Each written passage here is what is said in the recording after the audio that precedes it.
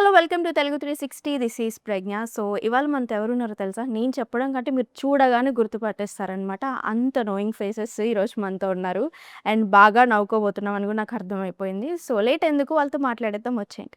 నమస్తే సార్, ఎలా ఉన్నారు? నమస్తే అండి. సో అంటే 'బలగంలో' మిమ్మల్ని చూసిన తర్వాత సుధాకర్ గారు సీరియస్‌లీ ఆహ్, ఒక తాత ఉంటే అంటే ఫ్యామిలీ కోసం, కొడుకుల కోసం, ఎళ్ళిపోయిన కూతుర్ల కోసం ఇంత ఇదిగా ఉంటారా అనేదైతే నాకు అర్థమైంది. ఎందుకంటే నాకు తాతయ్య లేరు. సో నాకు ఆ ఫీల్ వచ్చిందనమాట. సో ఈ 'పల్లబురుసు' అనే మూవీలో ఎలా ఉండబోతుంది? ఏంటి? మళ్ళీ ఏడిపిస్తున్నారా? లేకపోతే నవ్విపిస్తున్నారా? తండ్రి లేని కొడుకులు ఎంత బాధపడుతున్నారో దీనివల్ల కొంత బాధ తగ్గుతుంది. హ్మ్. నన్ను తాత లేకపోవడం నాకు బాధపడ్డాడు, అంత తగ్గించుకున్నాడు. ఇలా తండ్రి లేకపోవడం బాధపడుతున్న కొడుకులో కొంత సంతృప్తి కలుగుతుంది. నా తండ్రి పట్ల ఇట్లా ఉంటే బాగుండు అనుకుంటారు. 'పల్లబురుసు' లాస్ట్‌కి తీసిచ్చారా లేదా మీ కొడుకు? ఎప్పుడు కొడుకు తెప్పిస్తున్నాయి కదమ్మా అన్నపరుచుకో ఇక వస్తాయి. హ్మ్. మీరు తీసిచ్చారా మీ ఫాదర్‌కి లాస్ట్‌కి టూత్ బ్రష్? చూద్దాం. చూద్దాం. ఆగస్ట్ 14థ్ చూద్దాం. 14వ తారీఖు నాడు చూద్దాం. అసలు పల్లబురుసు ఏంది, దాని కథ ఏంటి, ఆయన దాని మీద అంతా ఎందుకు పట్టుబట్టాడు, కోర్టు దాకా ఎందుకు వెళ్ళాల్సి వచ్చింది, జస్ట్ పల్లబురుసు కోసం కోర్టు దాకా ఎందుకు వెళ్ళాల్సి వచ్చింది అనేది సినిమాలో ఉన్నటువంటి ఒక మంచి థీమ్, మంచి కాన్సెప్ట్. యాక్చువల్‌గా అయితే మీరు ఎక్కువగా ఫాదర్ క్యారెక్టర్స్ చేస్తూ ఉంటారు కాబట్టి ఈసారి మీరు సన్ క్యారెక్టర్ చేశారు.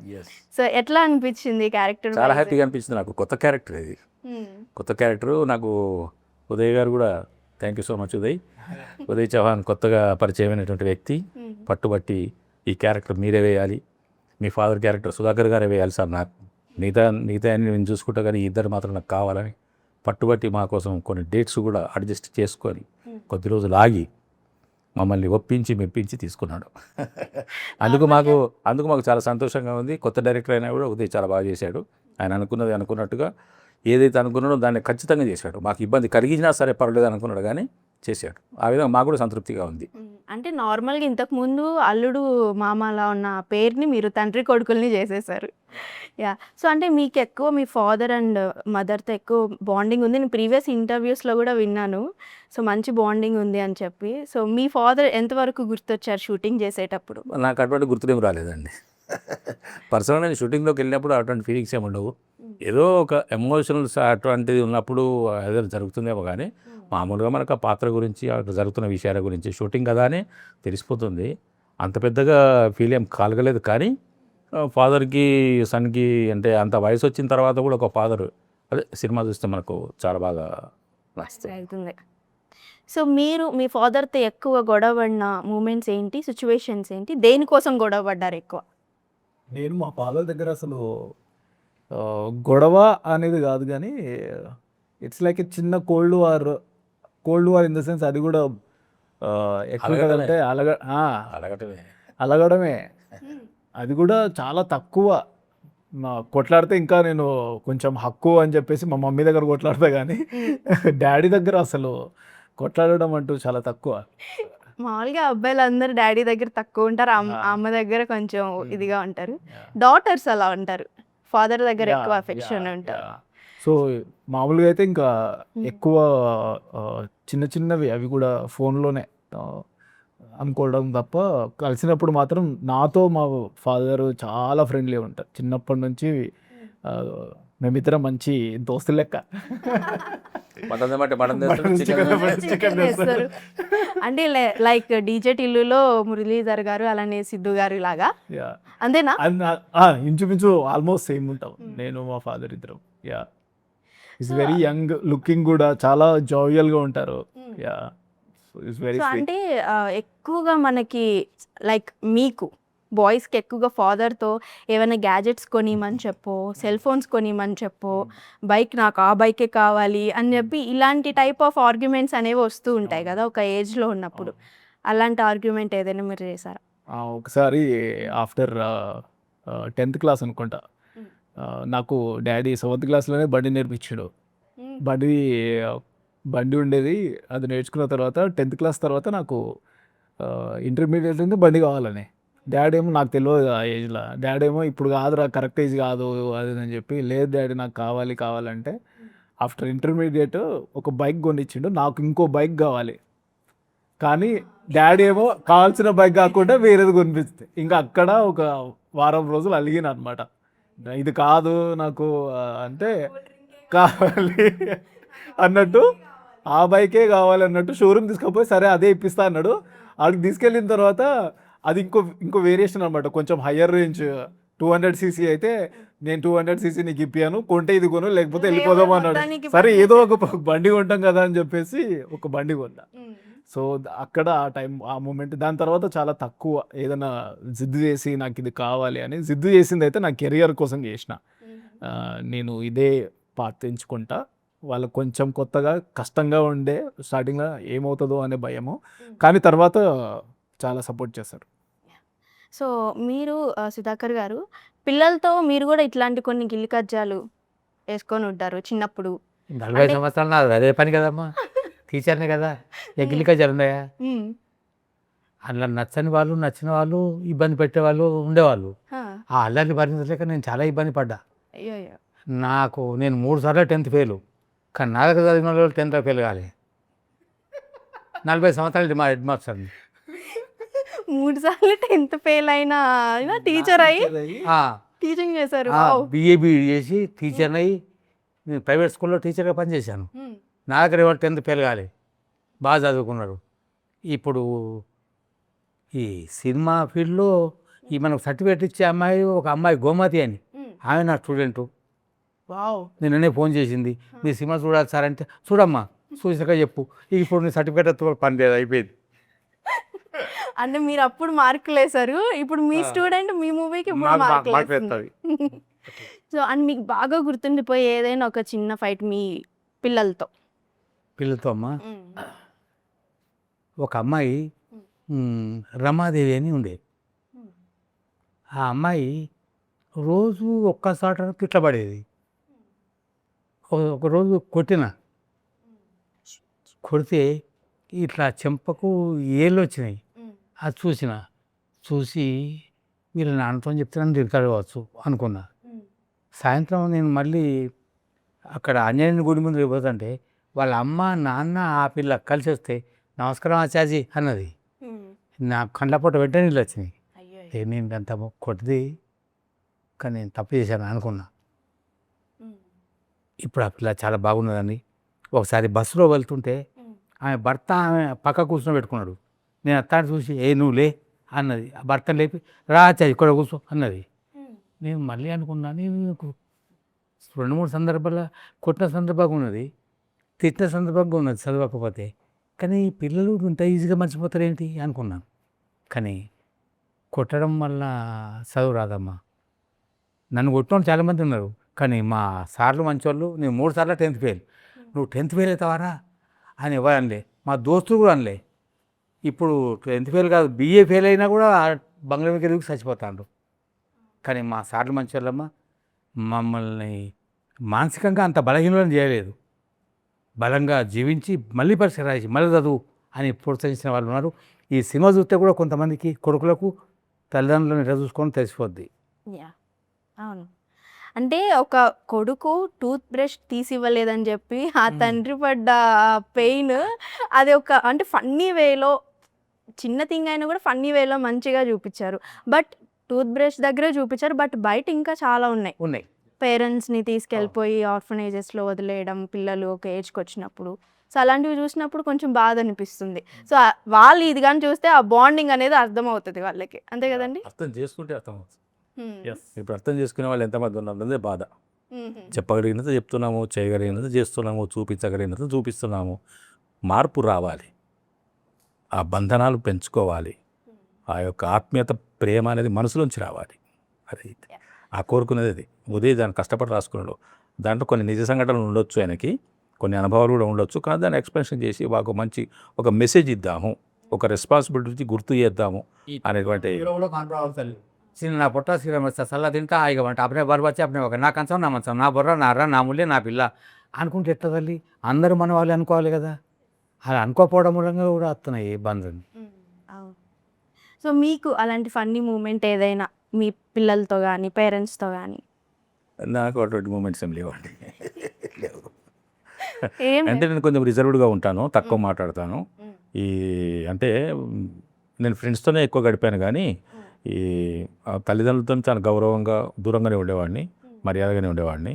అంత చనువుగా చొరవగా వాళ్ళతోని పోట్లాటాలు వాలగటాలు ఇవి నా జీవితంలో లేవు. ఎందుకంటే మాది పేద కుటుంబం కాబట్టి అడగడానికి మేము సాహసించలేదు, అడిగింది వాళ్ళు కొనిచ్చడానికి వాళ్ళకి పరిస్థితి కూడా అనుకూలంగా లేదు కాబట్టి అటువంటివి ఏమి వెళ్ళలేదు. సరిపెట్టుకున్నాం అంతే. అడగడాలు మాకు అవి అందలేకపోయింది కదా అనేటువంటి బాధపడాలు కూడా లేవు. ఇప్పుడు ఒకరింటికి వెళ్ళాము, సపోజ్ ఒకరింటికి వెళ్ళాము, మా ఫ్రెండ్ ఇంటికి వెళ్ళాము, ఎవరో ఇంటికి ఎందుకు మా ఫ్రెండ్కి 24 గంటలు కలిసి తిరిగి ఏరా అనుకునే మా ఫ్రెండ్ ఇంటికి వెళ్ళాను. వాళ్ళ ఇంట్లో ఏవో కొన్ని ఐటమ్స్ కనపడుతుంటాయి, మా ఇంట్లో లేని ఐటమ్స్ వాళ్ళ ఇంట్లో ఉంటాయి. మా ఇంట్లో లేవు కదా అని అనుకునేవాడినే కానీ వీళ్ళ ఇంట్లో ఉన్నాయి మా ఇంట్లో లేవని నాకు ఇప్పుడు ఆలోచన రాలేదు. అవి సమకూర్చుకుందాము, చేసుకుందాము, మేము మాకు ఇంతే కదా, సరే నేను పెద్దగైనాక చేసుకోకపోతానా, నేను ఏర్పాటు చేయనా మా అమ్మకి నాన్నకి అనుకునేవాడిని. అలాగే అంతవరకే కానీ లేదు. నేను మీ ప్రీవియస్ ఇంటర్వ్యూలో ఒకటి విన్నాను, మీ ఫ్రెండ్ అయినా కూడా మీ రిలేటివ్స్ అయినా కూడా ఇంటి లోపలికి వెళ్ళలేదని, స్టెప్స్ దాకా వెళ్ళి ఆగిపోయాను నేను అని చెప్పని అన్నారు. నేను చాలా లిమిటెడ్గా ఉంటాను మేడం. ఈ సందర్భంగా మీకు ఒక విషయం చెప్పాలంటే, మీరు ఈ టాపిక్ తీశారు కాబట్టి అది చిన్నప్పుడు. ఇప్పుడు నేనంటే ప్రాణం ఇచ్చే ఒక స్నేహితుడు, అతనికి ఈ మధ్య నా మీద కొంచెం కోపం వచ్చింది కానీ అది ఎందుకు వచ్చిందో కూడా నాకు తెలియదు కానీ, కాబట్టి ఇప్పుడు టాపిక్ వచ్చింది కాబట్టి చెప్తాను. నాకు ప్రాణం ఇచ్చే స్నేహితుడు, నేను ఎప్పుడు ఆయనని ఏదైనా అడుగుతానా అనేది చూసే స్నేహితుడు. ఎందుకంటే నేను ఎప్పుడు ఏది అడగను, నాకు ఏది కావాల్సిన అడగను. ఆయన తెచ్చిపెట్టి తినమంటే కూడా నేను తినేవాడిని కాదు. అంత అంటే నా లిమిట్స్ నాకు తెలుసు. ఇప్పటికైనా ఇప్పుడు ఉదయ్తో నేను స్నేహంగా మాట్లాడినా కూడా షూటింగ్కి వెళ్ళామంటే డైరెక్టర్ అయినా నేను యాక్టర్ని. అప్పుడు ఉదయాన్ని పిలుస్తాను, అక్కడ మాత్రం డైరెక్టర్ గారిని పిలుస్తాం. సెట్లో సెట్టే. ఆ మర్యాద, ఆ లిమిట్స్ నా దగ్గర ఉన్నాయి. అటువంటి ప్రాణ స్నేహితుడికి, అటువంటి ఒక మంచి మిత్రునికి ఒక సినిమా థియేటర్ ఉంది. మేము ఒక దాదాపు 7-10 మంది అనుకోండి. ఇది ఇప్పుడు చిన్నప్పుడు విషయం కాదు, ఇది రీసెంట్గా నేను ఉద్యోగం చేస్తున్నప్పటి పరిస్థితి. అంటే ఒక 10-12 years back, 15 years of course, 20 years అనుకుందాం ఫర్ ఎగ్జాంపుల్. మాదొక చిన్న బృందం ఉండేది, మిత్ర బృందం. అందరూ ఆయనకు మిత్రులే, నాలాగానే. ఇంకా నాకన్నా థిక్కెస్ట్ ఫ్రెండ్స్, ఇంకా వాళ్ళు చైల్డ్హుడ్ ఫ్రెండ్స్. నేనైనా ఉద్యోగానికి వెళ్ళి అక్కడ చేరుతున్న టైంలో నాకు అతను పరిచయమైన స్నేహం కానీ వాళ్ళు చిన్నప్పటి నుంచి ఫ్రెండ్స్. వాళ్ళు సినిమా ఆడుతుంటే మంచి సినిమా అంటే అక్కడే కూర్చునే వాళ్ళు కదా, ఈవినింగ్ టైంపాస్కి అక్కడే కూర్చునే వాళ్ళం. లోపల షో జరుగుతుంటే వాళ్ళు అరే ఈ సాంగ్ వస్తుందని చెప్పేసి వెళ్ళి ఆ సాంగ్ చూసి వచ్చేసేవాళ్ళు. లేకుంటే సినిమా బాగుంటే సినిమా మొత్తం చూసేవాళ్ళు. ఎప్పుడంటే అప్పుడు చొరవగా డోర్ తీసుకొని పోయేవాళ్ళు. నేను ఎప్పుడు కూడా ఆ సినిమా హాల్లో టికెట్ లేకుండా అడుగుపెట్టలేదు. టికెట్ లేకుండా అడుగుపెట్టలేదు. ఆయన ఒకసారి బాధపడ్డాడు, అలిగాడు, వద్దు సార్ అది వద్దు, స్నేహమే, వ్యాపారమే. 2 రూపాయలే కాదు, ఆయన రోజు నాకు 100 రూపాయలు ఖర్చు పెడతాడు. టికెట్ విలువ 5 రూపాయలు 6 రూపాయలు అయినా అది లెక్క ఇది లెక్క. అంటే నేను అంత కంట్రోల్డ్గా ఉంటాను, నాలో నేను కంట్రోల్గా ఉంటాను. ఈ పల్లబురుసు సినిమా నాకు బాగా నచ్చింది. ఒక తండ్రి తనకు ఒక డాక్టర్ ఇస్తారన్నమాట, ఈ మందులు ఈ ట్యాబ్లెట్స్ వేసుకో, ఈ బ్రెస్ట్ను పడదమ్ముకో, నీకు పళ్ళ నొప్పి తగ్గిపోతుంది అన్నదాన్ని ఆయన ఆ నొప్పి బాధ భరించలేక ఊరు నుంచి టౌన్కి వచ్చాడు డాక్టర్ దగ్గరికి. పైగా ఆమెను ఒక కాంప్లిమెంట్ చేశాడు ఆయన, ఏమ్మా నువ్వు కూడా బ్రష్ చేసుకుంటావు రోజు, నీ పళ్ళంతా తెల్లగా ఉన్నాయి అంటే ఆయనకు కూడా నా పళ్ళంతా తెల్లగా అవ్వాలి, నేను కూడా బ్రష్ చేసుకోవాలంటూ ప్రగాఢమైన కోరిక ఆ వయసులో కలిగేది. నేను టౌన్లో ఉంటాను, నాకు ఇది తీసుకొచ్చి పెట్టమని చెప్పాడు. నా పరిస్థితి నాది, ఆయన బాధ ఆయనది, నా పరిస్థితి నాది. ఊరికి వెళ్తున్న వస్తువులను తీసుకెళ్ళట్లేదు కొన్ని సందర్భాలు, అంటే సినిమా చూద్దాం అలాగా ఇద్దరి మధ్య చిన్న తగవు లాంటిది. కానీ అది ఒక విధంగా అది అంటే తండ్రులకు అతి చిన్న కోరికను కూడా తీర్చకపోతున్న కొడుకులకు అది ఒక చిన్న ఆలోచించవేసే ఒక టాపిక్, ఆలోచించదగ్గ విషయం ఇది. ఒక టాపిక్ ఆలోచించాలి అని మనం చెప్పలేము, ఇప్పుడు ఆలోచించండి అని కూడా చెప్పలేము, ఒక ఏం చెప్పలేని సిచ్యువేషన్ ఇప్పుడు. టాపిక్ ఒకటి ఇచ్చాము, దాని గురించి మీరు ఆలోచించండి అంతే. చెయ్యాలి అని చెప్పే సిచ్యువేషన్, వినే సిచ్యువేషన్లో ఎవరు లేరు. జస్ట్ చెప్పం కూడా, చెప్తే తీసుకోరు కూడా, మీకెందుకు అని కింద కామెంట్స్ కూడా వస్తాయి మనకి. సో మీరేం చెప్పాలి అనుకునేది జస్ట్ చూపించారు, పాటించే వాళ్ళు పాటిస్తారు, పాటిన వాళ్ళు ఇంకంతే, అదొక సినిమాలానే చూస్తారు. సో ఇంకో విషయం ఏంటి అంటే, నార్మల్గా ఇప్పుడున్న జనరేషన్లో ఈ టైప్ ఆఫ్ బాండింగ్ అనేది చాలా తక్కువైపోయింది కదా. ఇప్పుడు పేరెంట్స్కి పిల్లల్ని తీసుకెళ్తే హాస్టల్లో వేస్తున్నారు. వాళ్ళ స్టడీస్ మొత్తం ఇంకా హాస్టల్లో ఉన్న సిచ్యువేషన్స్ కూడా ఉంటాయి, ఎప్పుడో ఒకసారి వచ్చి పేరెంట్స్తో ఉండే ఇది. సో ఆ టైప్ ఆఫ్ వాళ్ళకి ఈ సినిమా ఏ విధంగా, ఏ పాయింట్ ఆఫ్ వ్యూలో కనెక్ట్ అవ్వచ్చు? అనుబంధాలు దూరం అవుతున్నాం అనేది జస్ట్ తెలుస్తుందేమో, నాకు తెలీదు వాళ్ళకి ఎలా అర్థం చేసుకుంటారో, బట్ రిలేట్ అవుతారు ఫర్ ష్యూర్. కరెక్టే కదా, ఎక్కడో మన ఇంట్లోనే చూస్తున్నట్టు అనిపిస్తుంది కదా, ఇది జరుగుతుంది మన ఇంట్లోనే కదా అనేది అనిపిస్తుంది అనమాట. దట్ దే విల్ రిలేట్ చేసుకుంటారు. ఒక బ్రష్ లేదు దీంట్లో, టాపిక్ చాలా ఉంది. బ్రష్ అని మనము హెడింగ్ ఆ టైటిల్ చూసి మనం బ్రష్ గురించి మాట్లాడుకుంటున్నాము. బ్రష్ అంటే మీకు బ్రష్ అంటే మీరు అర్థమైందా ఫస్ట్ మీకు విన్నప్పుడు? నేను ఫస్ట్ అడిగాను డైరెక్టర్ గారిని. అంటే ఇక్కడ చిన్న క్లారిఫికేషన్ కూడా ఇవ్వాలి, అందరికీ తెలుసు. ఇప్పుడు అంటే ఇప్పుడు పబ్లిసిటీ అయింది కాబట్టి, పబ్లిక్లోకి ఈ టైటిల్ వెళ్ళింది కాబట్టి చాలా వరకు అవునా అని అనుకుంటున్నారు. తెలియని వాళ్ళు ఓహో అవునా అనుకున్నారు, తెలిసిన వాళ్ళు భలే ఉంది మంచి మంచి టైటిల్ పెట్టారు అని సంతోషపడుతున్న వాళ్ళు చాలామంది ఉన్నారు. ఎందుకంటే రిమోట్ ఏరియాలో బ్రష్ని బురుసు అంటారు. తెలంగాణ ఏరియాలో మొత్తం ఎక్కడైనా సరే బ్రష్ ఇంగ్లీష్లో అంటారు, తెలుగులో దాన్ని బురుసు అంటారు. అది దాన్ని పళ్ళ బురుసు, టూత్ బ్రష్. ఒక బురుసు గురించే, ఒక బ్రష్ గురించే కాదు, దాని టాపిక్ ఇంకా చాలా ఉంది. మనం టైటిల్ పెట్టాం బ్రష్ అని కాబట్టి ఆ బురుసు గురించి వస్తున్నది సబ్జెక్ట్ అంతా. కానీ ఇంకా లోపల ఇంటర్నల్గా చాలా చాలా టాపిక్స్ ఉన్నాయి. ఆలోచించగలిగితే ప్రతి సన్నివేశంలో ఒక టాపిక్ వస్తుంది మీకు. అంటే ఆలోచించాలండి, సినిమా చూసి ఆలోచించాలి. ఒక పెద్ద ఆయన తనకు తాను గొయ్యి తవ్వుకుంటున్నాడు. ఏందిరా ఎందుకు తవ్వుతున్నావు, లంకి బిందులు దొరుకుతాయంటే కాదురా నాయన నా బొద్ద తవ్వుకుంటున్నాడు అంటే ఎంత బాధ ఉంది దాంట్లో. తన గొయ్యి తానే, తన బొంద తానే తవ్వుకుంటున్నాడు అంటే అతని ఆవేదన ఏమిటి, అతని బాధ ఏమిటి, ఇవన్నీ సినిమాలో కామెడీ రూపకంగా చూపించినటువంటి బలమైన సన్నివేశాలు. హాస్యంగానే కనపడతాయి కానీ ఆలోచిస్తే అంత దూరం వెళ్ళిపోతాయి. రోజులో మనం ఏం చెప్పాలన్నా ఫస్ట్ కామెడీ వేలో ప్రొజెక్ట్ చేసి దాన్ని మెసేజ్ రూపంలో చూపించాల్సి వస్తుంది. మనము ఏదైనా సీరియస్గా చెప్తే ఎవరు చూస్తారు? ఎవరు చూడు. సీరియస్గా చెప్తే ఆయన ఫ్రెండ్ సర్కిల్ కూడా చాలా పెద్ద ఎంటర్టైన్మెంట్ చేసే గ్యాంగ్. ఒక నలుగురు ఐదు ఫ్రెండ్స్ ఉంటారు ఆయనకి. అవునండి. సినిమాలో ఫ్రెండ్స్, బయట ఫ్రెండ్స్ లేరమ్మా, ఒకే ఒక్కడు ఉండే.